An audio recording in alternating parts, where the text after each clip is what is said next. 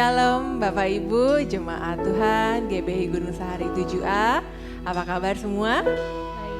Saya harap semua dalam keadaan yang tubuh yang sehat, rohani yang sehat. Amin semuanya.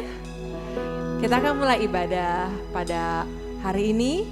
Mari kita persiapkan hati kita agar dalam 1,5 jam ke depan kita ibadah dengan sungguh-sungguh, kita ibadah dengan fokus kepada Tuhan. Amin. Mari kita bersatu di dalam doa.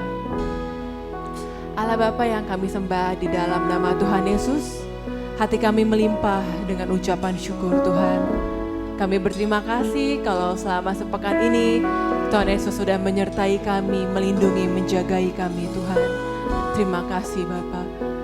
Tiba saatnya Tuhan kami ingin ibadah, kami ingin menaikkan pujian kami, rasa ucapan syukur kami melalui penyembahan Bapa. Kiranya Tuhan itu boleh menyenangkan hatimu. Dan kami percaya Tuhan, tidak pernah ada yang sia-sia. Walaupun kami hanya bertemu melalui virtual ini Bapa. Kami percaya Tuhan, kuasa-Mu tidak terbatas oleh ruang dan waktu. Dan kami percaya Tuhan, setiap orang yang sungguh-sungguh beribadah dalam padamu Tuhan, kami diperbaharui, kami dipulihkan, kami disembuhkan. Karena dalam hadirat-Mu punya kuasa Tuhan. Kami percaya di dalam satu nama Yesus Kristus kami berdoa dan mengucap syukur. Bersama kita yang percaya katakan amin. Haleluya. Mari kita angkat pujian ini dengan sungguh-sungguh. Alam semesta melukiskan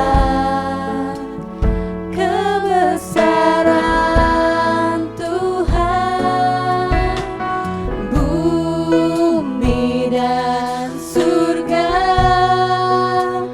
menyanyikan kemuliaan nama-Mu. Oh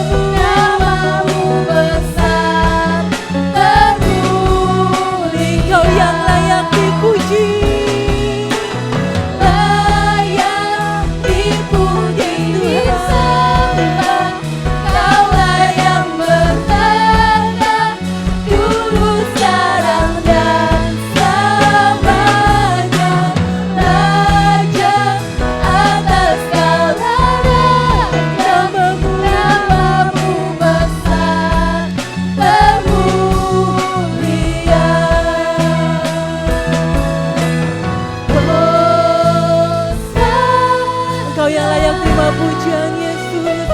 Mari puji Dia.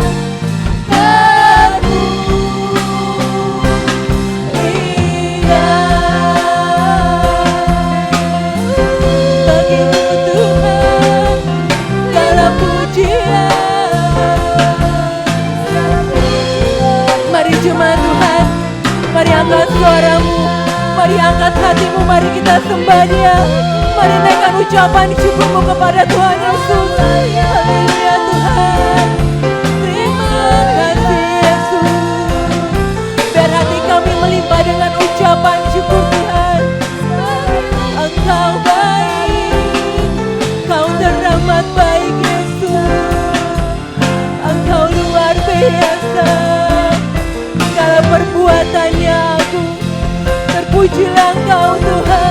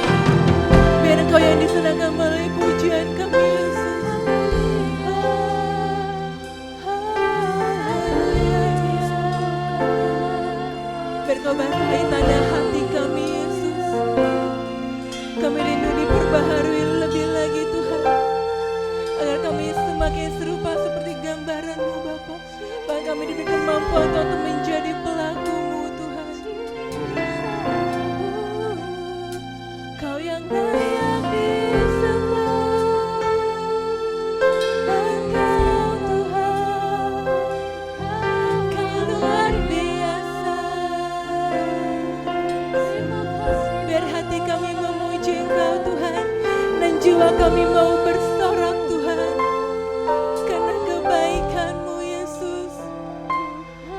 Haleluya, haleluya, Engkau luar biasa. Hosana. Mari angkat suaramu biar jiwamu memuji Tuhan. Hosana bagi Raja. Hosana. Mari kami angkat tangan kami Tuhan, karena kami percaya Allah yang kami sembah adalah Allah yang besar.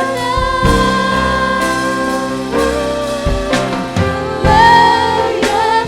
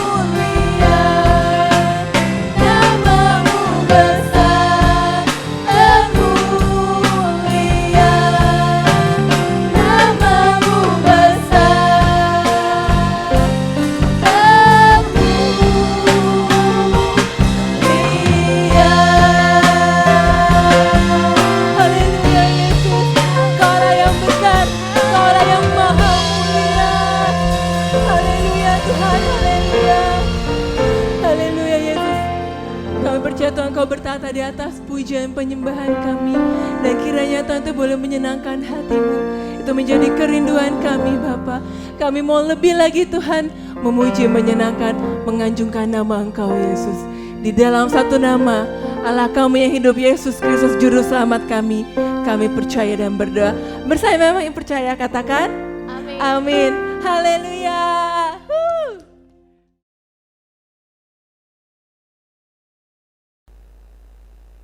Haleluya. Bapak dan Ibu, kita siap memuji Tuhan bersama hari ini. Amin. Nah, sebelum kita memuji Tuhan, saya mau bacakan satu ayat firman Tuhan dari Amsal 15 ayat 13. Demikian firman Tuhan. Hati yang gembira membuat muka berseri-seri, tetapi kepedihan hati mematahkan semangat. Oke. Apapun keadaan kita hari ini, bagaimanapun kondisi di luar sana, biarlah sukacita kita hanya berasal daripada Tuhan. Ketika kita sedih, yang kita ingat adalah kebaikan Tuhan, penyertaan Tuhan sampai saat ini. Amin. Yuk, tetap semangat, tetap bersukacita di dalam Tuhan. Mari kita angkat pujiannya dengan sungguh-sungguh. Haleluya.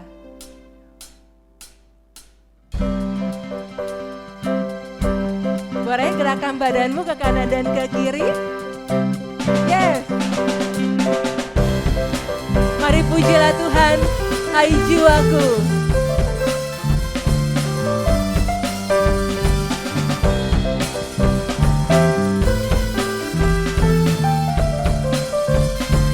Mari bersama. Ku kan bersuka karena kebaikan-Mu. Dalam hadirat Tuhan ku akan bersuka. Ku kan bernyanyi puji kebesaran-Mu. Dan hatiku bersuka karena Tuhan. Rahmat-Nya baru bagiku setiap hari. Anugerah-Nya limpah bagiku. Oh, oh. Dia ganti duka dengan sukacita. Dan kain kabungku digantikan tarian. Haleluya, dan hatiku bersuka. Yes, kami mau bersuka karena kebaikan Tuhan. Mari kita bersuka bersama-sama. Karena kebaikan-Mu, dalam hadirat Tuhan ku akan bersuka. Ku kan bernyanyi puji kebesaran-Mu. Dan hatiku bersuka karena Tuhan. Rahmat-Nya baru bagiku setiap hari. Anugerah-Nya limpah bagiku. Oh, oh. Dia ganti duka dengan sukacita. Dan kain kabungku digantikan tarian. Haleluya, dan hatiku bersuka. Rahmat-Nya baru bagiku setiap hari. Anugerah-Nya limpah bagiku. Oh, oh. Dia ganti duka dengan sukacita. Dan kain kabungku digantikan tarian. Haleluya, dan hatiku bersuka. Haleluya, haleluya, dan hatiku bersuka. Haleluya, dan hatiku bersuka.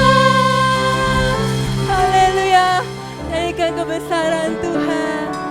Mari bersama Bapak Ibu, angkat kedua tanganmu bersama. Kita bernyatakan haleluya.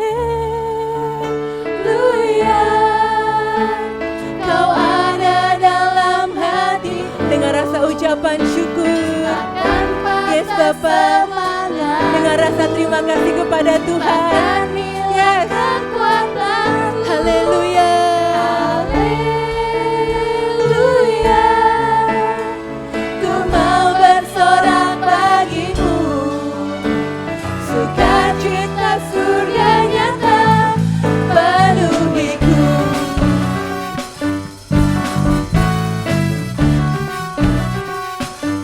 Mari bersama. Terima sukacita surga. Itulah kekuatan bagi jiwa. Ku dapat rasakan kasih-Nya di tengah badai yang bergelora. Terima dengan penuh percaya, dengan penuh iman. Itulah kekuatan bagi jiwa. Ku dapat saksikan kuasa-Nya, taklukkan badai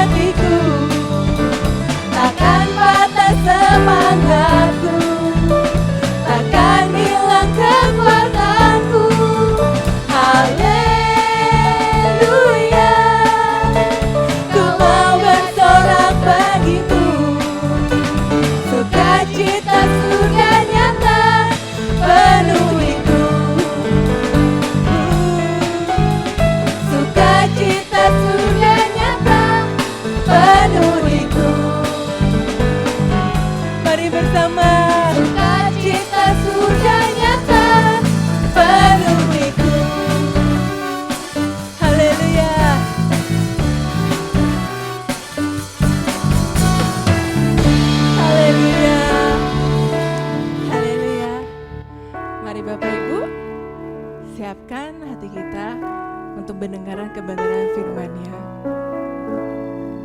Yuk mari kita bersatu di dalam doa. Tuhan Yesus, tiba saatnya Tuhan kami menerima makanan untuk rohani kami Tuhan, untuk jiwa kami. Kiranya Tuhan, biar makanan itu berasal hanya daripada-Mu saja Tuhan Yesus. Biar makanan itu Tuhan boleh membuat kami bertumbuh Tuhan, berkembang semakin lagi Tuhan, serupa dengan apa yang Kau mau Tuhan, seperti Engkau Tuhan Yesus. Tuhan, kami mau menyiapkan hati kami Tuhan agar Engkau garap Bapa. Kami mau menyiapkan fokus konsentrasi kami Tuhan, sehingga Tuhan kami bukan saja menjadi pendengar, tapi kami boleh Tuhan menjadi pelaku firman-Mu. Ketika di aktivitas kami Tuhan, kami boleh mempraktekannya itu Bapa. Pakai kami semua Tuhan Yesus, biar pada hari ini sampai seterusnya Engkau yang berbicara di tengah-tengah kehidupan kami. Terima kasih Tuhan Yesus, dalam satu nama-Mu yang kudus kami berdoa.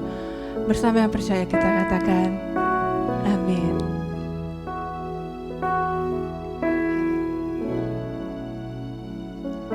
Ku sadar tak semua dapat aku miliki di dalam hidupku, hatiku percaya rancanganmu bagiku adalah yang terbaik. Walau ku tak dapat melihat semua rencana-Mu Tuhan, namun hatiku tetap memandang padamu. Kau tuntun langkahku, kami percaya Yesus. Walau ku tak dapat berharap atas kenyataan hidupku, namun hatiku tetap memandang padamu. Kau ada untukku. Biar pujian ini Tuhan menjadi iman percaya kami di dalam Engkau Tuhan Yesus.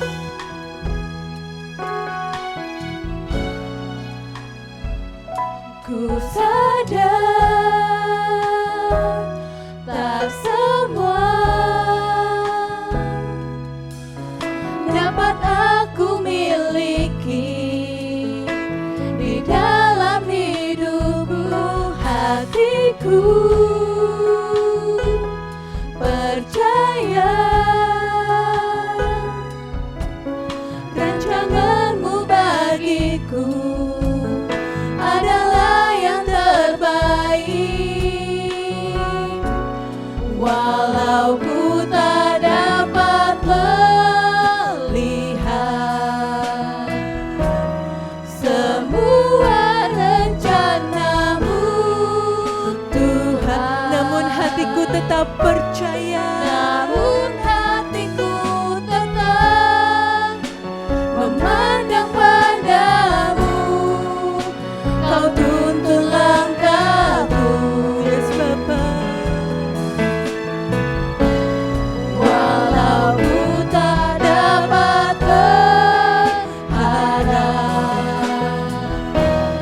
atas kenyataan hidupku, namun hatiku tetap memandang padamu. Kau ada untukku. Yes, kami percaya Yesus. Walau ku tak dapat melihat semua rencana-Mu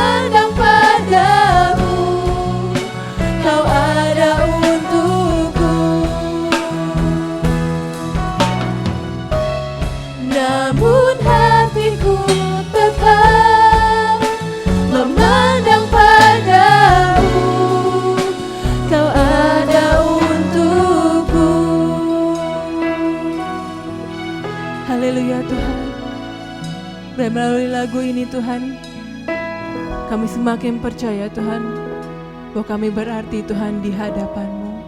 Pakai kami Tuhan, pakai kami semua Tuhan. Engkau melihat hati yang sungguh, Engkau melihat hati yang rindu Tuhan. Agar Engkau pakai Bapa. Kami mau Tuhan, kami siap Tuhan untuk menjadi pelaku kehendak Bapa di surga. Pakai kami Tuhan Yesus, mari mampukan kami semua. Di dalam nama-Mu Tuhan Yesus kami percaya. Bersama yang percaya katakan, amin.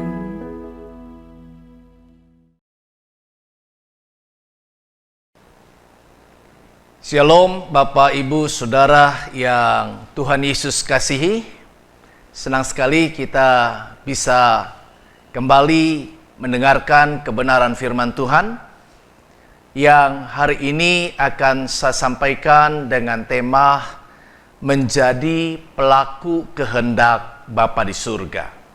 Menjadi pelaku kehendak Bapa di surga.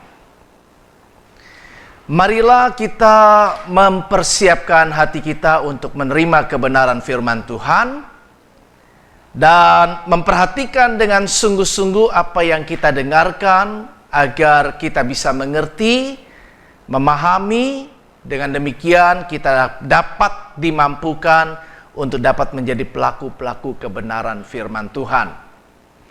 Nah, 2 minggu yang lalu kita telah mendengar kebenaran firman Tuhan dengan tema Tuhan, ku mau menyenangkan-Mu. Tentu Tuhan, ku mau menyenangkan-Mu dengan menjadi pelaku kehendak Bapa di surga adalah sesuatu wujud yang nyata untuk dapat menyenangkan hati Tuhan. Dan Allah tentu akan senang sekali jika benar kita bisa menjadi pelaku kebenaran firman Tuhan, pelaku daripada kehendak Bapa yang di surga. Nah, mari Bapak Ibu Saudara yang Tuhan kasihi, kita akan membaca kebenaran firman Tuhan. Kita akan membaca dari Injil Matius pasal yang ke-21, ayatnya yang ke-23 sampai yang ke-32. Injil Matius pasal yang ke-21, ayat 23 sampai 32. Saya bacakan bagi kita sekalian firman Allah. Ada 2 judul perikop di sana, yaitu tentang pertanyaan mengenai kuasa Yesus dan perumpamaan tentang 2 orang anak. Firman Allah berkata demikian.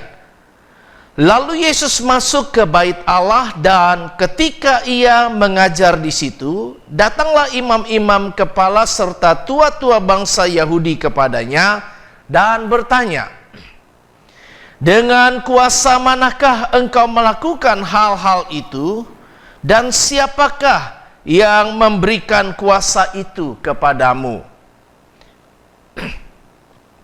Jawab Yesus kepada mereka, aku juga akan mengajukan satu pertanyaan kepadamu, dan jikalau kamu memberi jawabnya kepadaku, aku akan mengatakan juga kepadamu dengan kuasa manakah aku melakukan hal-hal itu.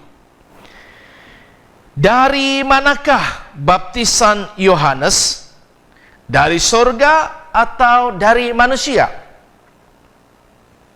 Mereka memperbincangkannya di antara mereka dan berkata, jikalau kita katakan dari sorga, ia akan berkata kepada kita, kalau begitu, mengapakah kamu tidak percaya kepadanya? Tetapi jikalau kita katakan dari manusia, kita takut kepada orang banyak, sebab semua orang menganggap Yohanes itu nabi. Lalu mereka menjawab Yesus, kami tidak tahu. Dan Yesus pun berkata kepada mereka, jika demikian, aku juga tidak mengatakan kepadamu dengan kuasa manakah aku melakukan hal-hal itu. Tetapi apakah pendapatmu tentang ini? Seorang mempunyai 2 orang anak laki-laki, ia pergi kepada anak yang sulung dan berkata, "Anakku, pergi dan bekerjalah hari ini dalam kebun anggur." Jawab anak itu, "Baik, Bapa." Tetapi ia tidak pergi. Lalu orang itu pergi kepada anak yang kedua dan berkata demikian juga. Dan anak itu menjawab, "Aku tidak mau." Tetapi kemudian ia menyesal, lalu pergi juga. Siapakah di antara kedua orang itu yang melakukan kehendak ayahnya? Jawab mereka, "Yang terakhir." Kata Yesus kepada mereka, "Aku berkata kepadamu, sesungguhnya pemungut-pemungut cukai dan perempuan-perempuan sundal akan mendahului kamu masuk ke dalam kerajaan sorga. Sebab Yohanes datang untuk menunjukkan jalan kebenaran kepadamu, dan kamu tidak percaya kepadanya. Tetapi pemungut-pemungut cukai dan perempuan-perempuan sundal percaya kepadanya. Dan meskipun kamu melihatnya, tetapi kemudian kamu tidak menyesal, dan kamu tidak juga percaya kepadanya." Bapak, Ibu, Saudara yang Tuhan kasihi, perumpamaan tentang dua orang anak disampaikan oleh Yesus ketika ia mengajar di Bait Suci. Pada waktu itu ia berdialog dengan para imam, kepala, dan tua-tua bangsa Yahudi. Mereka menanyakan dengan kuasa siapa atau dengan kuasa manakah Yesus melakukan mujizat dan berbagai tindakan yang lainnya yang ia lakukan. Namun Yesus tidak menjawab pertanyaan itu. Justru ia balik bertanya kepada mereka, dari manakah asalnya baptisan Yohanes? Dari surga atau dari manusia? Imam-imam kepala dan tua-tua bangsa Yahudi itu tidak mampu menjawab pertanyaan Yesus. Karena mereka ingin mencari aman. Kebanyakan orang memang suka mencari aman. Kita diingatkan kalau hal yang seperti ini seperti Pilatus. Pilatus pun ketika ia tahu akan yang benar, ia mencari aman dan tidak melakukan kebenaran. Mereka takut mengatakan bahwa baptisan Yohanes berasal dari manusia. Karena akan tentunya dihakimi oleh massa yang menganggap dan percaya bahwa Yohanes itu adalah seorang nabi. Namun demikian ia juga takut untuk mengakui bahwa baptisan Yohanes itu dari sorga. Sebab mereka sendiri menolak Yohanes. Mereka tidak percaya kepadanya. Jadi mereka menghadapi suatu dilema karena tidak menjadi pelaku kebenaran Allah. Kelompok kaum agamawan ini sebenarnya tidak peduli dengan kehendak Allah. Mereka tidak memikirkan tentang kehendak Allah bagi mereka. Yang mereka pikirkan adalah kepentingan mereka sendiri. Para pemuka agama Yahudi ini mendirikan kebenaran mereka sendiri. Sehingga mereka tidak takluk kepada kebenaran Allah. Di dalam Roma pasal yang ke-10 ayatnya yang ketiga dikatakan oleh firman Tuhan, sebab oleh karena mereka tidak mengenal kebenaran Allah, dan oleh karena mereka berusaha untuk mendirikan kebenaran mereka sendiri, maka mereka tidak takluk kepada kebenaran Allah. Mereka berusaha untuk membangun kebenarannya sendiri. Mereka memiliki atau sudah memiliki konsep tentang kebenaran di dalam diri mereka sendiri. Tetapi konsep kebenaran yang mereka bangun tidak dilandasi dari kebenaran Allah. Alhasil, meskipun Allah berbicara kepada mereka berkali-kali melalui para nabi, bangsa itu tetap tidak juga mau mengenal Allah. Bangsa itu menolak Allah. Berkali-kali kitab suci berbicara nubuatan tentang pribadi Yesus sang Mesias. Tetapi bangsa itu tetap juga tidak percaya kepada Yesus. Karena bagi mereka, pribadi Allah atau pribadi Yesus Kristus sebagai anak Allah yang diberitakan oleh para nabi itu tidak sesuai dengan apa yang mereka harapkan selama itu. Kepada sesuatu yang mereka dan kebanyakan orang tahu bahwa itu benar, mereka tidak mau mengakuinya sebagai kebenaran. Contoh seperti Yohanes, walaupun orang banyak menganggap dia seorang nabi, bahkan sebenarnya dia sendiri pun melihat kenyataan itu, tetapi tetap saja ia menolak bahwa Yohanes itu sebagai seorang utusan Allah. Jelas di sini terlihat suatu kebebalan hati oleh karena dosa telah menguasai kelompok agamawan ini. Mereka memangku jabatan-jabatan suci, tetapi hidup mereka tidak suci. Mereka membuat keputusan-keputusan yang penting bagi pekerjaan Tuhan, tetapi hidup sebagai musuh Tuhan. Mereka tidak mampu melihat kesalahan mereka sendiri, tetapi cenderung mencari-cari kesalahan orang lain. Ketika ia melihat pribadi Yesus, dan Yesus menunjukkan jalan kebenaran, tetapi mereka tidak menyadari akan kesalahan mereka, bahkan berusaha mencari-cari kesalahan pribadi Yesus. Dalam konteks inilah, maka Yesus menyampaikan perumpamaan tentang dua orang anak yang dikisahkan dalam bacaan kita tadi.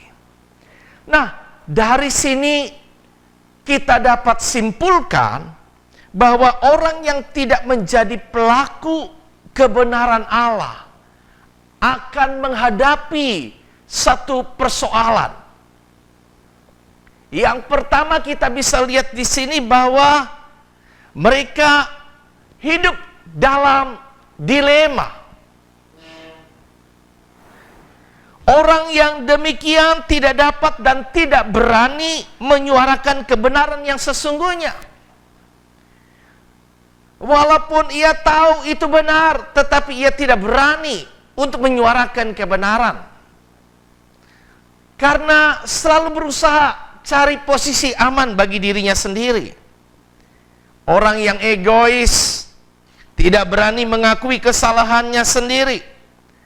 Hal ini nampak dipertontonkan dalam bacaan kita terdapat pada pribadi para imam kepala dan tua-tua bangsa Yahudi. Mereka hidup di dalam dilema untuk menjawab pertanyaan Yesus. Mereka tidak berani mengatakan kebenaran karena mereka tidak menjadi pelaku kebenaran itu sendiri. Ketika Yesus bertanya, baptisan Yohanes itu berasal dari surga atau dari manusia? Mereka tidak berani menjawab ya atau tidak. Karena mereka mencari aman. Di posisi itu mereka berada dalam situasi yang dilema.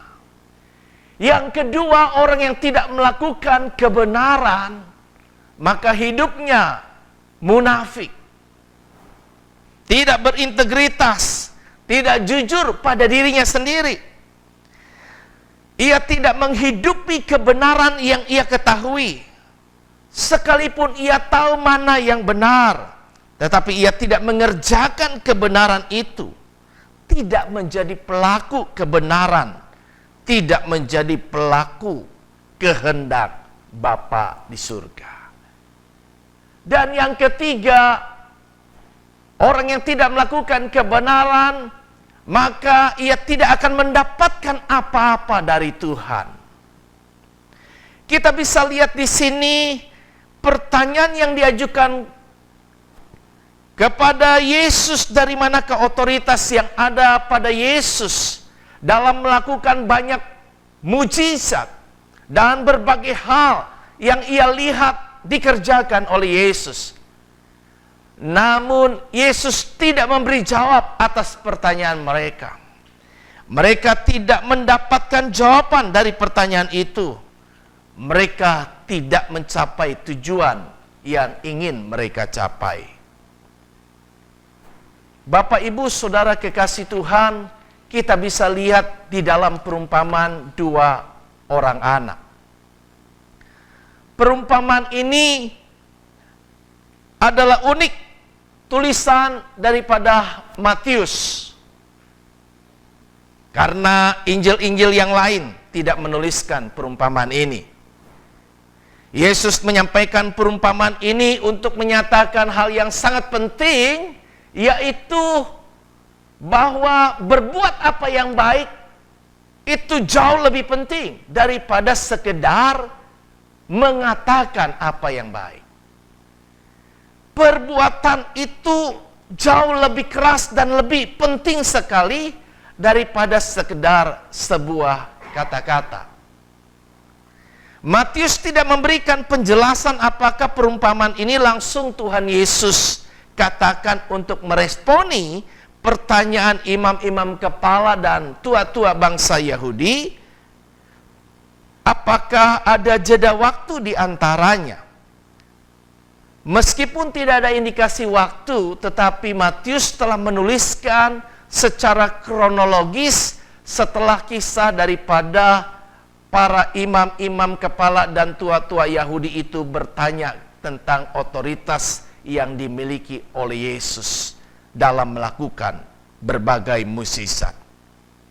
Jadi perumpamaan di sini terkait setelah pertanyaan tentang otoritas Yesus, maka Yesus menyampaikan perumpamaan tentang dua orang anak.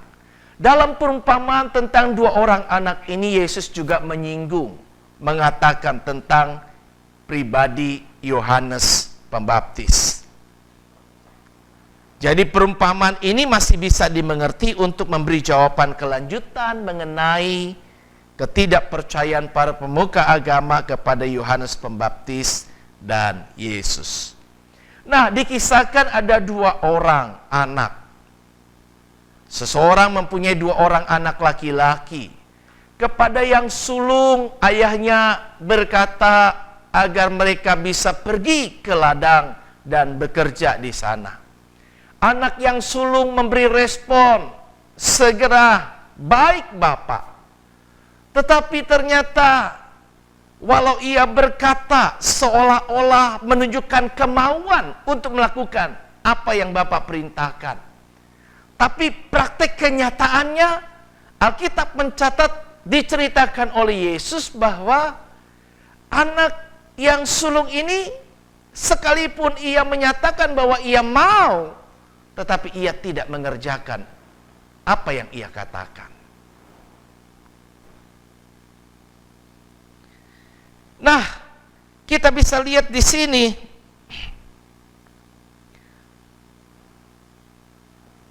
ada juga dikisahkan selain daripada anak yang sulung, juga ada anak yang kedua. Setelah kepada anak yang sulung Yesus berkata, ayahnya berkata, maka ia juga datang kepada anak yang bungsu dan mengatakan hal yang sama, agar anak yang bungsu juga pergi ke kebun anggur dan bekerja di sana. Tetapi anak yang bungsu segera merespon, tidak mau. Namun yang membedakan adalah ketika anak yang bungsu ini mengatakan tidak mau, ia kemudian merenungkan kembali perkataannya. Setelah ia memikirkan kembali perkataannya, bahwa ternyata ia tidak menuruti apa yang ayah minta, hatinya menyesal. Dan setelah ia menyadari bahwa ia telah melakukan kesalahan dalam kata-kata itu kepada ayahnya, maka ia segera memperbaikinya dengan melakukan apa yang ayahnya minta. Matius tidak menjelaskan apakah anak yang bungsu ini meminta maaf kepada ayahnya. Tetapi dalam konteks ini Yesus ingin menekankan poin yang paling penting adalah bahwa sesungguhnya yang diperlukan adalah sebuah tindakan yang nyata tentang sebuah ketaatan. Setelah Yesus menyampaikan perumpamaan ini, ia bertanya kepada imam-imam kepala dan tua-tua Yahudi, orang-orang yang ada berkumpul di sana, yang mendengarkan apa yang dikatakan oleh Yesus, siapakah dari antara dua orang ini yang dapat dikategorikan melakukan kehendak ayahnya? Melalui pertanyaan Yesus inilah, maka diharapkan bahwa orang-orang yang mendengarkan itu berpikir secara jernih dan benar. Karakter seperti apakah yang sebenarnya Bapa kehendaki dari orang-orang yang mendengarkan firman Tuhan? Sesungguhnya bukanlah orang-orang yang sekedar mendengarkan firman Tuhan. Bukan pula orang yang sekedar memperkatakan firman Tuhan. Atau setuju bahwa firman Tuhan itu baik. Tetapi yang terpenting dari semuanya itu adalah orang tersebut melakukan kebenaran firman Tuhan yang mereka dengarkan itu. Pesan ini menjadi sangat kuat karena Matius tidak menyebutkan apa yang harus dikerjakan oleh si sulung dan si bungsu di kebun anggur. Jenis dan bentuk pekerjaan itu tidaklah menjadi hal yang sangat signifikan penting diutarakan dalam cerita perumpamaan ini. Kenapa? Karena sebenarnya yang ingin disampaikan bukan masalah pentingnya pekerjaan apa yang harus dikerjakan. Nampaknya kebanyakan orang justru ketika ia diperintahkan untuk melakukan sesuatu, yang otomatis cenderung orang lakukan adalah mereka berkata, apa yang kamu mau supaya saya lakukan? Mereka coba berusaha mencari tahu dulu, saya diminta kerjain apa? Kalau yang diminta kerjain apanya itu tidak cocok dengan apa yang saya mau, ya dia tidak mau mengerjakannya. Dan orang yang seperti ini, sekalipun kadang-kadang kita bisa dengar jawabannya seolah-olah dia taat, saya mau, rupanya karena apa yang dia mau itu cocok dengan dirinya. Jadi sebenarnya pada hakikatnya ia bukan karena taat, tetapi karena sependapat, sama-sama memiliki kepentingan di dalam melakukan apa yang diminta untuk dilakukan. Jadi dengan demikian, sesungguhnya pada kategori orang yang seperti ini, mereka tetap masih belum memiliki ketaatan yang mutlak dalam melakukan kehendak Bapa di surga. Nah, pada ayat yang ke-32 sebagai ayat penutup, Yesus juga ingin meyakinkan tidak ada kesalahan-mengertian dari poin perumpamaan yang ia sampaikan. Oleh karena itu Yesus kembali kepada permasalahan mengenai Yohanes Pembaptis, guna mempertegas dan memperjelas pesan perumpamaan yang ia sampaikan. Kelompok-kelompok pemungut cukai dan perempuan-perempuan sundal percaya kepada perkataan Yohanes Pembaptis. Namun para pemimpin agama yang berdebat dengan Yesus itu tidak percaya kepada Yohanes, meskipun mereka sendiri telah melihat, menyaksikan, mendengar Yohanes Pembaptis itu sendiri. Pada bagian yang lain, Matius juga mencatat hal yang mirip, di mana banyak orang yang berseru, Tuhan, Tuhan. Bukankah Tuhan, Tuhan? Kemudian dikatakan oleh ayat di dalam Matius pasal yang ke-7 ayat yang ke-21. Bukan setiap orang yang berseru kepadaku Tuhan, Tuhan akan masuk ke dalam kerajaan surga, melainkan dia yang melakukan kehendak Bapa di surga. Yesus mengatakan dengan tegas dan keras bahwa Allah tidak mengenal orang-orang yang demikian. Orang-orang yang hanya berseru Tuhan, Tuhan tetapi tidak mengerjakan kehendak Bapa di surga. Menyebut nama Tuhan, aktif melayani Tuhan, mengetahui konsep-konsep teologi secara mendalam, dan jabatan gerejawi yang tinggi tidaklah menjadi sebuah jaminan dari seseorang itu mengenal Tuhan. Prinsip yang Yesus ajarkan sangat sederhana, yaitu Yesus mau menekankan bahwa hanya orang yang melakukan kehendak Bapa di surga saja yang berhak masuk ke dalam kerajaan surga. Karena firman Tuhan, Matius mencatat pada ayat yang ke-7, pada pasal yang ke-7 ayat 21, bahwa bukan mereka yang berseru Tuhan, Tuhan, mereka akan masuk dalam kerajaan surga. Mulut manis dan janji-janji kepada Tuhan tidak berkontribusi apa-apa. Para pelaku kehendak Bapa di surga adalah orang-orang yang bukan saja mengenal namanya, tetapi juga bergumul, berjuang, dan melakukan kehendak Bapa. Pergumulan dan perjuangan untuk melakukan kehendak Allah itu lahir karena pengenalannya akan Tuhan. Dan karena ia mengenal akan Tuhan secara benar, maka ia menyadari dan bersedia untuk melakukan apa yang Bapa perintahkan dalam kebenaran itu. Dari perumpamaan ini tentang dua orang anak laki-laki yang dikisahkan oleh Yesus, maka kita diingatkan kembali akan dua hal untuk kita waspadai. Yang pertama, kita bisa melihat di sini secara jelas bahwa ada yang ditunjukkan oleh pribadi Yesus, atau Yesus ingin mengatakan bahwa kebiasaan hidup berbasa-basi secara rohani kita harus waspadai. Kebanyakan orang seringkali hanya berbasa-basi, bermulut manis. Seperti anak yang sulung berbasa-basi berkata, "Baik Bapa." Tapi pada akhirnya ia tidak melakukan apa-apa. Banyak orang seringkali juga demikian. Banyak orang berbasa-basi dan berkata, "Tuhan, aku mengasihi Engkau." Tetapi perbuatan mereka tidak menunjukkan hal yang sama. Dan banyak orang dengan mudah memuji Tuhan, memuliakan Tuhan, tapi perilaku perbuatan mereka sesungguhnya tidak mempermuliakan Tuhan. Kebiasaan hidup berbasa-basi ini sangat berbahaya. Yesus ingatkan, jika hanya menjadi pribadi yang berbasa-basi secara rohani, maka engkau bukan menjadi pelaku kehendak Bapa.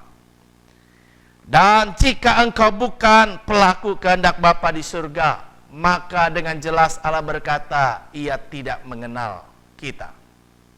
Dan jika kita tidak dikenal oleh Allah, maka kita tidak berhak masuk dalam kerajaan surga. Jadi kebiasaan berbasa-basi secara rohani akan sangat berbahaya bagi kita, karena kita tidak akan dapat masuk dalam kerajaan surga. Hal yang kedua yang juga perlu diwaspadai adalah hati menjadi Baal. Tidak ada pertobatan yang nyata. Kita bisa lihat di sini dikisahkan kalau pemungut-pemungut cukai, perempuan-perempuan sundal yang dapat dikategorikan secara kerohanian, ya siapa sih dia? Pribadi yang kotor di mata masyarakat, tersisihkan. Bukan orang yang memiliki kerohanian yang baik, predikat pribadi yang baik. Tetapi ketika ia mendengar kebenaran dikatakan dalam perumpamaan itu, ketika ia kenal apa yang dikatakan oleh Yohanes Pembaptis tentang hal-hal yang benar, maka pemungut-pemungut cukai dan perempuan-perempuan sundal itu menyesal akan kesalahannya, datang kepada Bapa di surga, dan mereka bertobat. Tetapi sebaliknya Yesus mau katakan, engkau para imam kepala, tua-tua yang seharusnya menjadi contoh seorang yang kelihatan begitu rohani, rohaniawan. Tetapi ketika mendengar kebenaran firman Tuhan, hatinya Baal. Tidak peka, tidak sensitif. Roh Kudus berbicara, ia tidak mau mendengarkannya. Alhasil tentunya tidak ada pertobatan, tidak ada penyesalan, tidak ada pengakuan dosa, merasa diri benar. Karena orang-orang yang demikian membangun kebenarannya sendiri. Nah, jika kedua hal ini terjadi di dalam kehidupan kita, maka ada dua akibat yang akan dialami. Yang pertama adalah iman dan kerohanian tidak bertumbuh. Kita akan menjadi orang yang kerdil secara rohani. Usia berapa lama kita ke gereja, menjadi seorang Kristen tidak menentukan kedewasaan rohani kita. Tetapi praktek dalam melakukan apa yang menjadi kehendak Bapa di surga, kebenaran-kebenaran firman Tuhan yang kita dengarkan dan dikerjakan akan membawa kita kepada pertumbuhan rohani yang dikehendaki oleh Allah. Sebaliknya, jika kita tidak mengerjakan hal itu, kita hanya berbasa-basi, hati kita Baal, tidak lagi dapat peka mendengar suara Tuhan, maka iman dan kerohanianmu tidak akan bertumbuh. Yang kedua dan terakhir adalah akibat dari semua hal itu, maka akan terjadi kemerosotan rohani dan kejatuhan hidup yang serius. Ketika kerohanianmu merosot sedemikian rupa, engkau mengalami kejatuhan yang sesungguhnya. Di mata Allah engkau semakin menjauh daripadanya. Semula begitu rajin beribadah, ikut doa pagi, baca Alkitab setiap hari, ikut kasela komsel, bahkan mau melayani Tuhan. Tapi perlahan namun pasti, kemudian mulai terjadi kemerosotan. Yang tadinya setiap minggu kita datang kepada Tuhan, kemudian sesekali kita mencoba untuk bolos.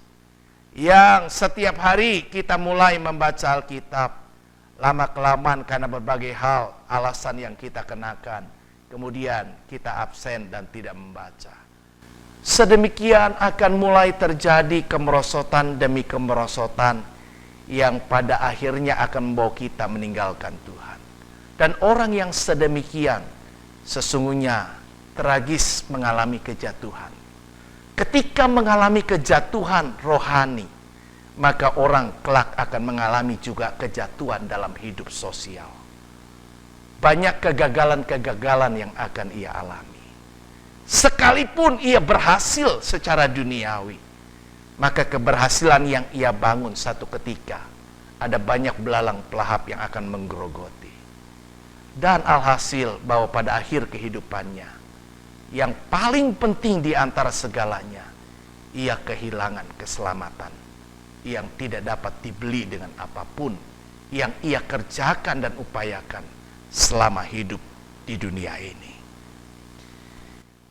Bapak, Ibu, Saudara yang saya kasihi, karena itu teruslah belajar dengan segala kerendahan hati untuk mengerti kebenaran yang sejati. Dan mulailah kita belajar untuk menjadi pelaku kehendak Bapa di surga. Kalau mungkin kita berkata, aku ingin menyenangkan hati Tuhan, realisasikanlah itu. Bukan hanya dengan kata-kata indah, tetapi dengan tindakan nyata, bahwa benar-benar kita mau melakukan apa yang Tuhan kehendaki. Kebenaran firman Tuhan yang kita dengarkan hari ini, haruslah kita mengerti. Haruslah kita pahami dan haruslah kita kerjakan. Hanya dengan itu kita akan mengalami pertumbuhan rohani. Dan ketika pertumbuhan rohani itu nyata, maka kita akan semakin berkenan di mata Tuhan. Dan ketika Allah berkenan atas kehidupan kita, percayalah, Allah melimpahkan segala berkat-berkat yang tak terduga. Tetapi bukan dengan cara apa yang kita pikirkan, tetapi dengan cara Allah. Dan cara Allah jauh lebih ampuh daripada apa yang bisa kita kerjakan. Dan kita percaya semua itu akan kita peroleh jika kita membangun hidup kita dekat dengan Tuhan dan menjadi pelaku kehendak Bapa di surga. Tuhan Yesus memberkati kita semua. Amin. Mari Bapak Ibu Saudara kekasih Tuhan, setelah kita mendengar firman Allah, sebagaimana tema ini mengajak agar kita menjadi pelaku kebenaran firman Tuhan. Yuk, kita meresponi kebenaran firman Tuhan, datang berdoa kepada Bapa di surga. Kita bangkit diri, kita datang ke hadapan Allah. Bapa, kami datang kepadamu dan bersyukur kepadamu, kami boleh diajarkan bagaimana kami boleh menjadi pelaku kebenaran firman Tuhan. Kami melihat dari sebuah kisah, baik para imam dan tua-tua Yahudi yang mempertanyakan otoritas Yesus dalam melakukan mujizat. Kemudian kami boleh juga mendengar tentang perumpamaan dua orang anak. Dari kesemua kisah ini kami mengerti bahwa seringkali Tuhan kami perlu mewaspadai kehidupan kerohanian, kekristenan yang cuma hanya sekedar basa-basi, hanya sekedar sebuah kata-kata yang indah. Kalaupun kami pandai berbicara, kalaupun kami pandai dalam kitab suci, namun hal itu tidaklah menjadi hal yang penting berarti jika kami tidak melakukan atau tidak menjadi pelaku akan kebenaran yang kami ketahui. Kami tidak akan mengalami pertumbuhan oleh karena pengetahuan, tetapi kami akan mengalami pertumbuhan yang nyata ketika kami mempraktikkan apa yang kami ketahui dari kebenaran itu. Tolong setiap kami untuk tidak menjadi Baal, tidak menjadi kebal, tidak lagi menjadi sensitif mendengar firman-Mu, kehilangan kepekaan. Tetapi biarlah Tuhan, Roh Kudus-Mu menolong kami, agar kami tetap bisa mengerti apa yang Tuhan mau, bisa mendengar suara-Mu, dan mentaati apa yang Tuhan kehendaki. Jadikan setiap kami pelaku kebenaran firman Tuhan. Berkati setiap jemaat-Mu yang telah mendengar firman Allah. Dan biarlah itu Tuhan meteraikan pada loh hati kami, menjadi pelita bagi kaki kami dan terang bagi jalan hidup kami. Terpujilah Engkau. Di dalam nama Tuhan Yesus kami berdoa. Haleluya. Semua kita yang telah mendengar firman Tuhan dan menerimanya katakan amin.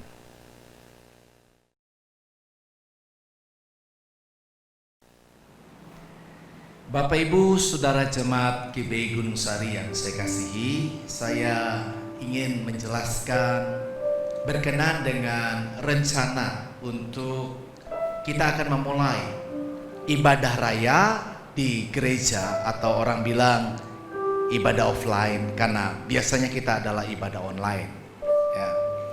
Kita akan melakukan ibadah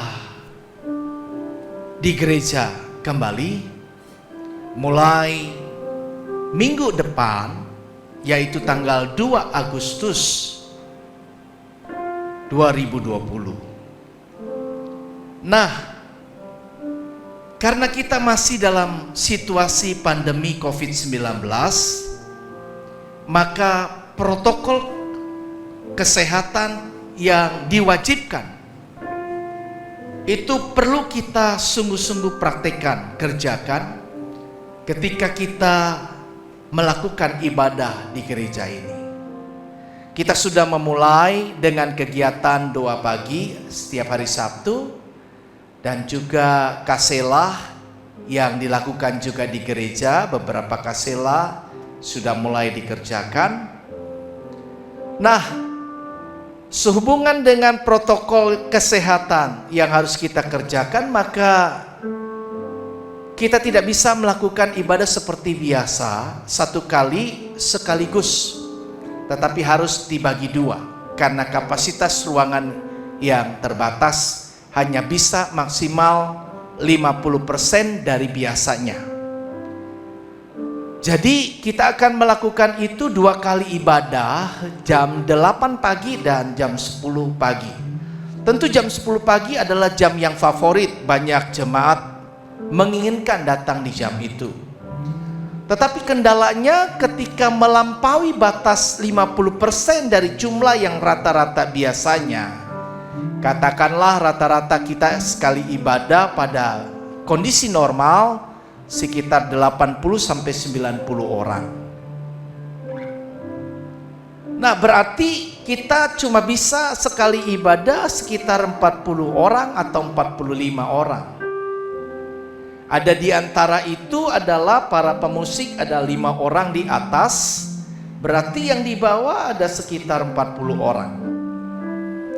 Nah, 40 orang ini tentunya ada juga yang jadi WL dan singer 3. Kemudian yang tetap lagi ada yang soundman dengan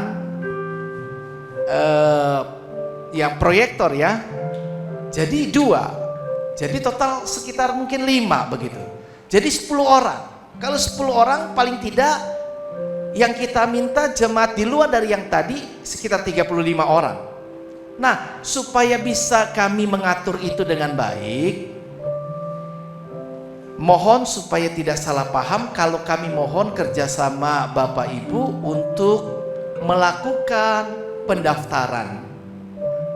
Setiap kali ibadah, seperti untuk mudah kita bayangkan adalah seperti kalau kita mau pergi ke bioskop nonton, kan kita beli karcis dulu untuk bisa masuk ke dalam gedung bioskopnya. Nah, begitu juga diharapkan kerjasama Bapak Ibu. Nanti Jason akan bantu itu di tayangan Google bisa diisi, ataupun mungkin lewat WA. Ya, nanti kemudian caranya akan disampaikan. Untuk mendaftar, yang pertama dibuka pendaftarannya adalah jam 10 karena jam favorit. Jadi Bapak Ibu yang mau jam 10 daftar siapa-siapa. Tapi ada batas kursinya.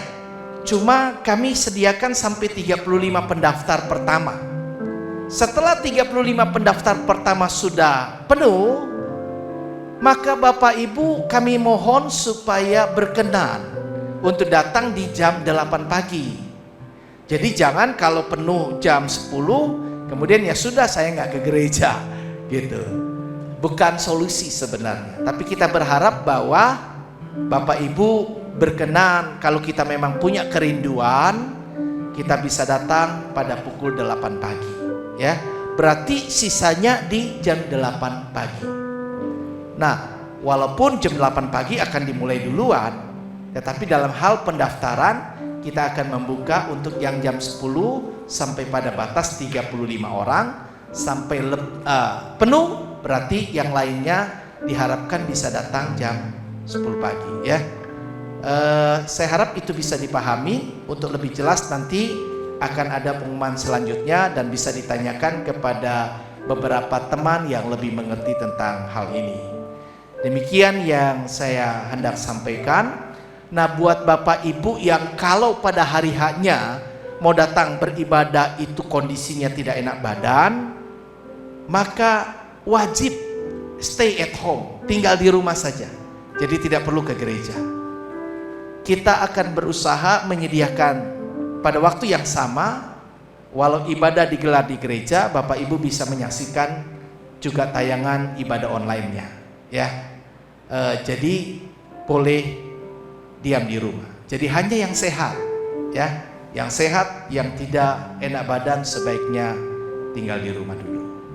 Terima kasih, Tuhan memberkati kita semua. Amin.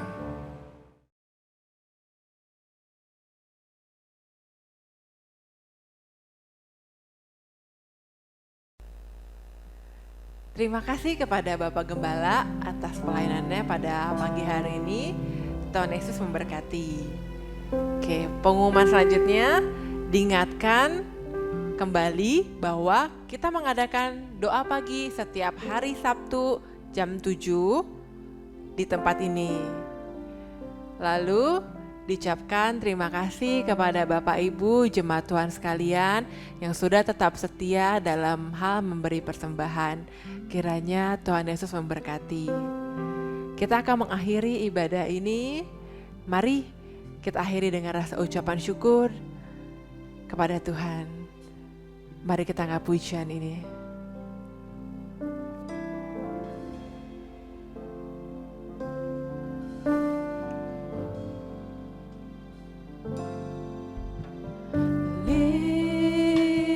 Lingkupiku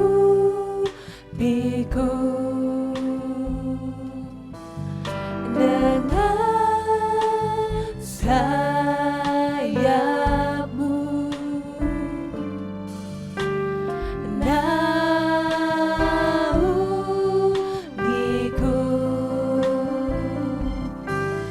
dalam kuasa-Mu.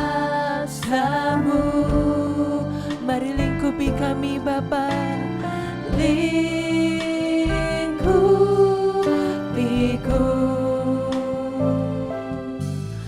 dengan sayapmu,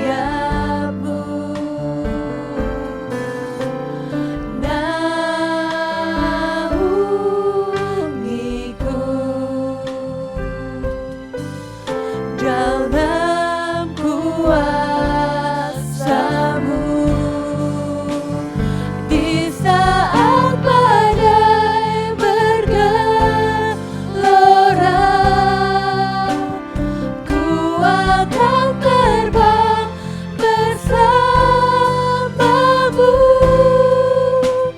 Bapa, Kau Raja atas semesta, ku tenang sebab Kau Allahku.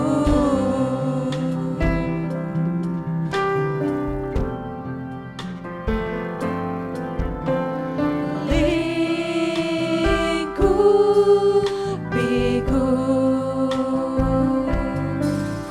dengan sayapmu, naungiku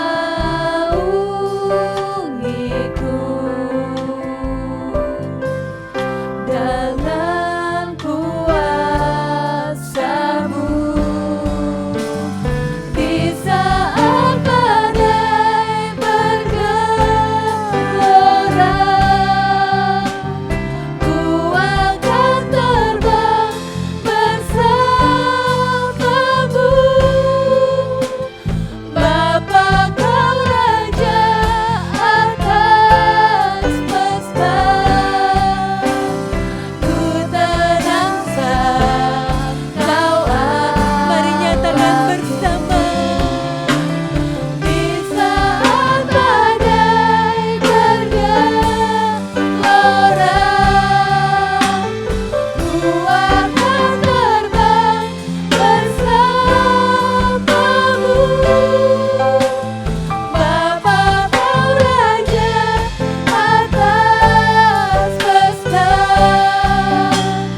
ku tenang sebab Kau Allahku. Di saat badai bergelora,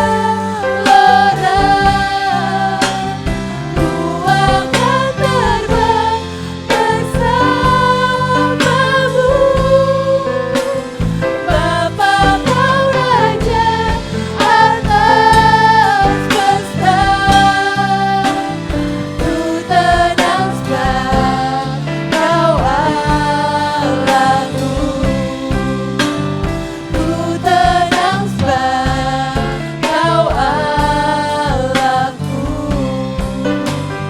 Ku tenang sebab Kau Allahku.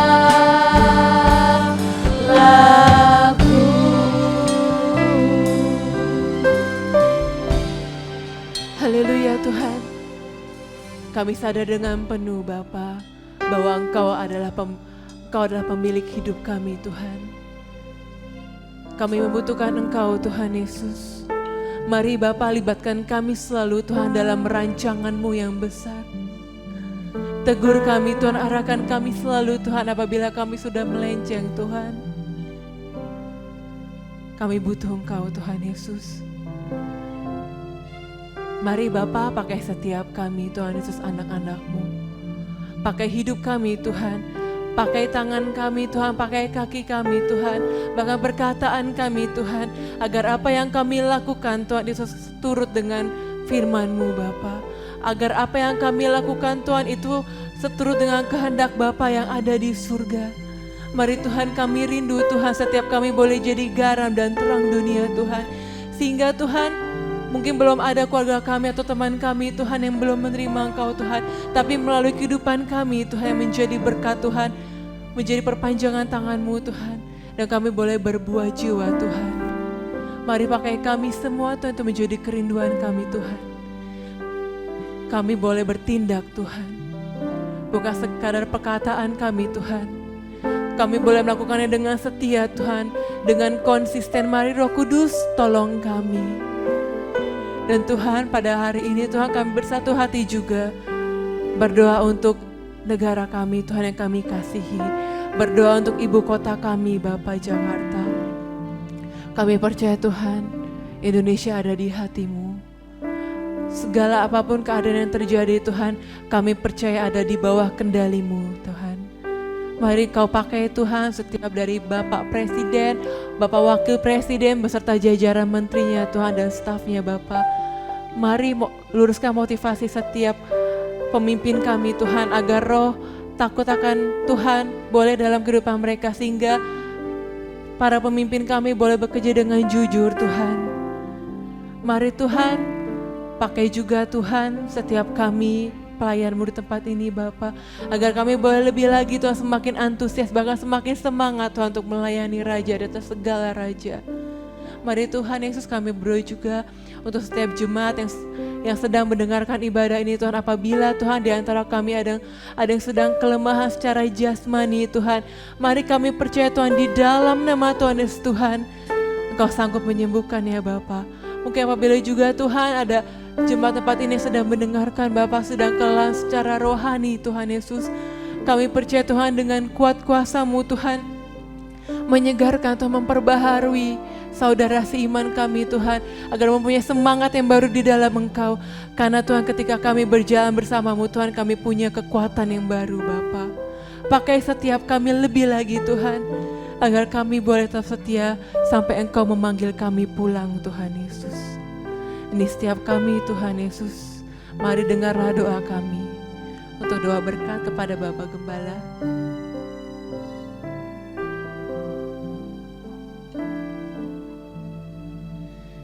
Mari Bapak Ibu Saudara kekasih Tuhan, kita angkat kedua tangan kita, arahkan hati dan iman kepada Bapa di surga untuk menerima segala berkat surgawi. Haleluya. Tuhan memberkatimu. Tuhan melindungimu dimanapun engkau ada dan berada. Tuhan menyinari engkau dengan wajah-Nya dan memberikan engkau kasih karunia. Tuhan menghadapkan wajah-Nya kepadamu dan memberikan engkau damai sejahtera. Anugerah sukacita yang berlimpah-limpah dari kasih setia Allah Bapa, cinta kasih sayang Tuhan Yesus Kristus, dalam pimpinan dan persekutuan Roh Kudus menyertai kita semua dari saat ini dan sampai selama-lamanya. Semua kita yang diberkati katakan amin.